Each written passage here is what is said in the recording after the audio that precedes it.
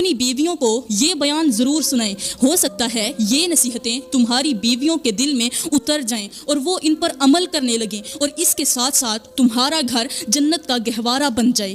پہلی نصیحت یہی ہے کہ اپنی بیویوں کو ضرور حکم دینا کہ وہ پردے کا اہتمام کریں، رمضان میں خود کو چھپا کر رکھیں، خود کو محفوظ کر کے رکھیں۔ دوسری نصیحت بیوی کو زبان کی حفاظت اور بد زبانی سے بچنے کی تلقین کرنا۔ اگر تمہاری بیوی رمضان میں بھی اپنی زبان کا غلط استعمال کر رہی ہے، اگر وہ دوسروں کی برائی میں وقت گزار رہی ہے، اگر وہ بے مقصد باتوں، غیبت، طنز اور جھوٹ میں لگی ہوئی ہے، تو جان لو کہ وہ روزہ رکھ کر بھی اپنا ہی نقصان کر رہی ہے۔ اللہ علیہ وآلہ وسلم نے فرمایا، جس نے جھوٹ اور غلط کام نہ چھوڑے تو اللہ کو اس کے بھوکا اور پیاسا رہنے کی کوئی ضرورت نہیں۔ تیسری نصیحت یہ کرنا کہ بیوی کو فضول خرچی اور بے برکتی سے بچنے کی تلقین کرنا۔ اگر تمہاری بیوی رمضان میں بھی فضول خرچی کر رہی ہے، اگر وہ ہر چیز میں اسراف کرتی ہے، اگر اس کا دل دنیا کی زرق برق میں الجھا ہوا ہے، اگر وہ روزے رکھتی ہے، روزے کی برکتوں کو چھوڑ کر بازاروں میں بھاؤ تاؤ کرتی ہے، تو جان لو کہ وہ اپنے ہی ہاتھوں سے